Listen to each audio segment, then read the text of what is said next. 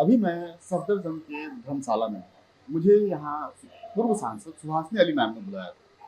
उन्होंने बताया कि बिजनौर में एक होलिका दहन के दिन ऐसी दर्दनाक घटना हुई है, जहाँ पर एक दलित व्यक्ति ने वो कुछ लोगों ने आग के हवाले कर दिया। जबकि वहाँ की पुलिस, वहाँ की संस्था, वहाँ की मीडिया का कहना है कि वो शायद शराब के नशे में थे, इस वजह से वो गिर गए। पूरा क्या वाकया है, एक पूरी बातचीत जो है सुहासिनी अली मैम खुद पीड़ित से करेंगे। उन्हीं के थ्रू जानेंगे कि पूरी घटना क्या है, पूरा घटनाक्रम क्या हुआ, वहाँ से आग में जलने के बाद हॉस्पिटल गए तो हॉस्पिटल में क्या हुआ, हॉस्पिटल से सफदरजंग कैसे पहुंचे, यहाँ का सफर कैसा है, यहाँ पर ट्रीटमेंट कैसी हो रही है, पूरी विस्तार से बातचीत होगी। आप हमारे साथ बने रहिए, देखते रहिए अम्बेडकर नामा। अब मैं कैमरे के पीछे आ रहा हूँ और ये पूरी बातचीत जो है सुहासिनी अली मैम करेंगी पीड़ित से। सोशल मीडिया के माध्यम से पता चला कि नजीबाबाद के एक गांव में एक बहुत ही विभत्स घटना होली के दिन हुई, जब एक वेद प्रकाश जी जो आज यहाँ पलंग बिस्तर पर हैं सफदरजंग हॉस्पिटल के धर्मशाले में, इनको होलिका दहन का की जो आग थी इसमें धक्का दे करके झोंक दिया गया और ये किसी तरह से बच गए, क्योंकि ये वहाँ से कलाबाजी खा करके घास थी वहाँ उस पर आ करके लेट गए। उसके बाद इनका गांव जो है या गांव में जो इनका घर है वो इस जगह से करीब 1 किलोमीटर दूर है। तो ये आए थे वहाँ वही होलिका दहन में शामिल होने के लिए। तो गांव में जब पता चला तो खैर गांव के लोग आए, लेकिन वहाँ जो लोग थे किसी ने भी उनको बचाने की कोशिश नहीं की और गांव के लोग आए, फिर इनको अस्पताल में भर्ती किया वहीं डिस्ट्रिक्ट हॉस्पिटल में। और इनकी पत्नी और इनका बेटा थाने में गए, थाने में रिपोर्ट भी लिखाई और उन लोगों के नाम भी दिए जो इस कांड के लिए ज़िम्मेदार थे। और अभी मैंने वेद प्रकाश जी से भी बात की तो उन्होंने बताया कि जिन लोगों ने उनको धक्का दिया उनसे उनका ज़मीन को लेकर के विवाद चल रहा है। ज़मीन इनके हिसाब से इनके परिवार की है और वो लोग जो वहाँ के दबंग लोग हैं उनका कब्ज़ा है उस ज़मीन पर। तो इनका पक्ष बहुत मजबूत है और वो लोग लगातार इनके ऊपर दबाव बना रहे थे कि आप अपना मुकदमा वापस ले लीजिए और हम आपको छोड़ेंगे नहीं। और उन्होंने होलिका दहन का मौका देख करके इनको वहाँ धक्का दे करके आग में डाल दिया। अब जो बहुत ही अजीब बात है कि इतना बड़ा मामला हो गया और कोई एफआईआर नहीं हुई है। मतलब अगर पुलिस का ये भी कहना है कि अपने आप गिर के मरे या दुर्घटना हुई तो भी उसकी कोई रिपोर्ट होनी चाहिए।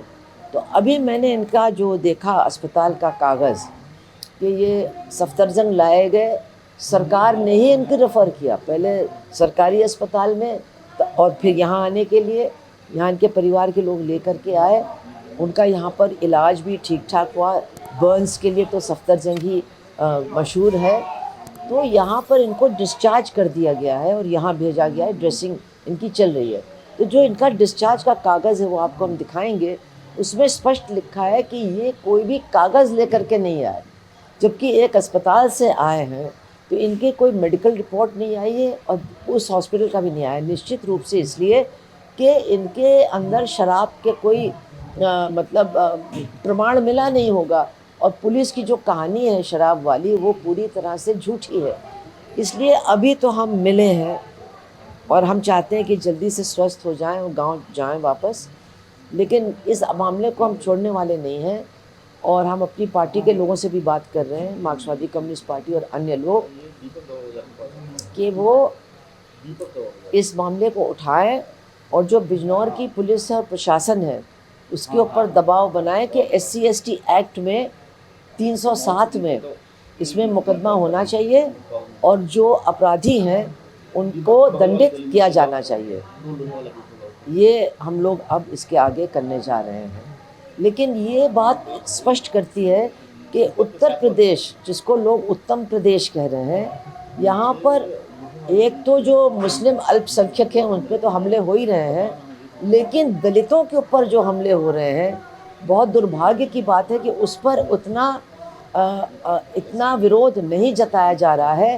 रोज़ उत्तर प्रदेश में दलितों की हत्या, दलित महिलाओं के साथ बलात्कार की घटनाएं घट रही हैं। और अभी अभी होली के टाइम पर एक खबर आई है कि कुछ दलित जा रहे थे होली मनाने तो उनके ऊपर गोली चलाई गई, कहीं पर उनको आग में झोंक दिया गया। तो ये सब क्या हो रहा है?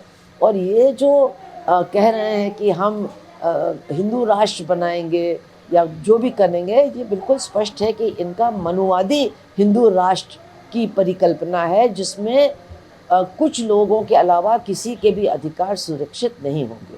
होली फूकने जा रहा था तो जल्दी में मैं जो घर भूले यार, तो पीछे से मेरी घरवाली जो ले आई।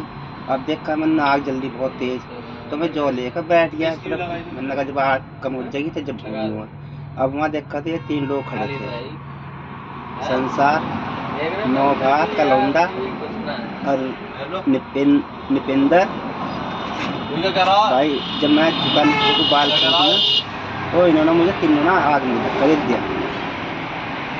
आज तक मुझे पता नहीं चला जाना मैं कैसे निकला, ये आग में से जाना क्या हुआ मुझे पता नहीं। मेरी घरवाली मौके पर पहुंची थी, वहाँ है थी, वो उठा के लाई मुझे। ये हमारे 2004 से मुकदमा चल रहा है ज़मीन का, तो हमने इस पर कंप्लेन मुकदमा कर रखा है। तो हमने 3-4 महीने पहले मुकदमा डाला था, तो उनसे कार्रवाई हो रही थी उन पर।